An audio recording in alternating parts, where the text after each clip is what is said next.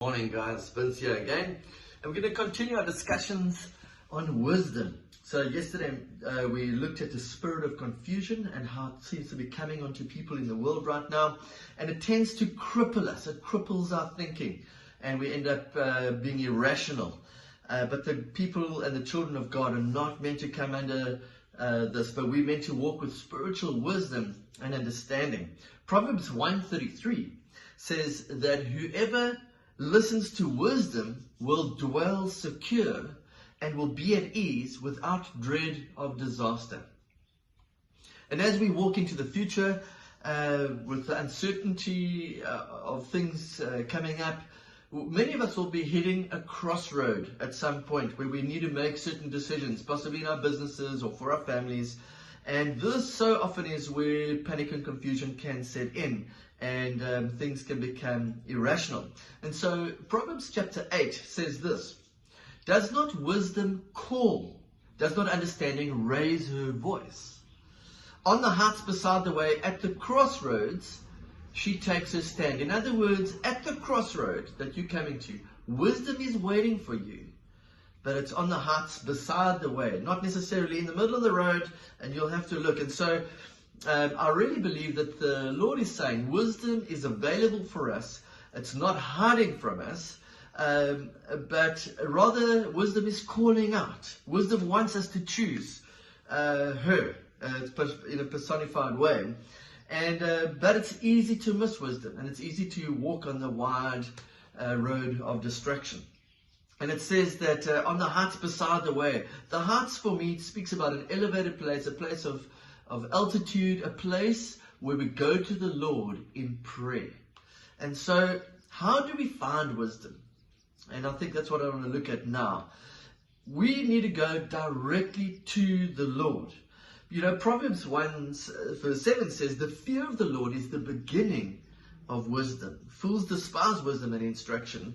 And so we really need to be going right to the Lord, looking in his face and saying, Lord, give me wisdom. And as we fear him, we find this wisdom.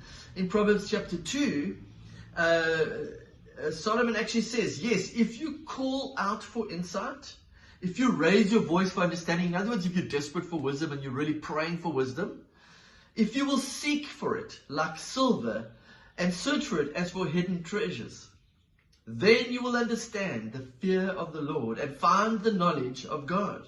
For the Lord gives wisdom.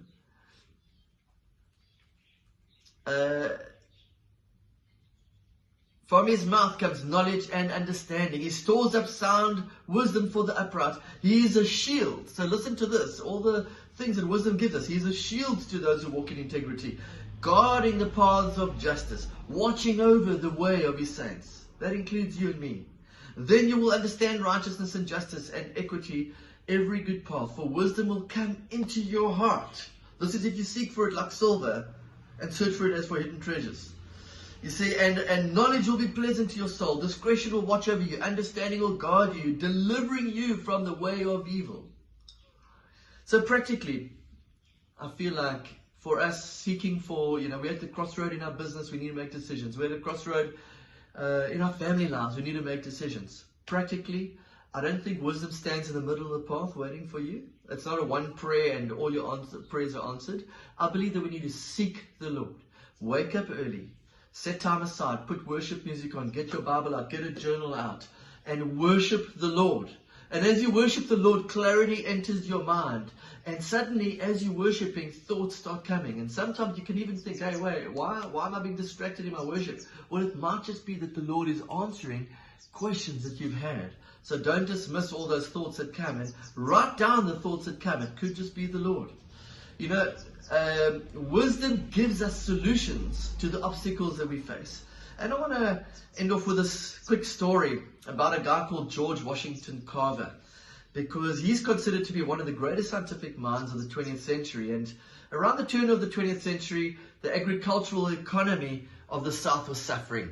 And there was this weevil that was devastating cotton crops. And so what the guys decided to do is, because the nutrients in the soil was being depleted, they decided to start planting peanuts. But at that time, there was no market for peanuts. And so they planted all these peanuts for to help the soil.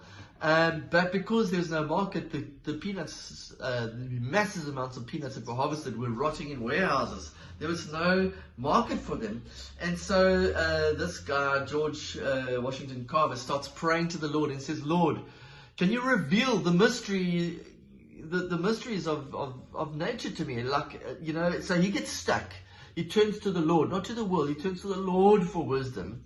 And this is his prayer, and I'll end off with this. And he says, in his own words, he says, I said, Lord, why did you make the universe? And the Lord replied, ask for something more in proportion to that little mind of yours. He says, well, then why did you make the earth, Lord? I asked.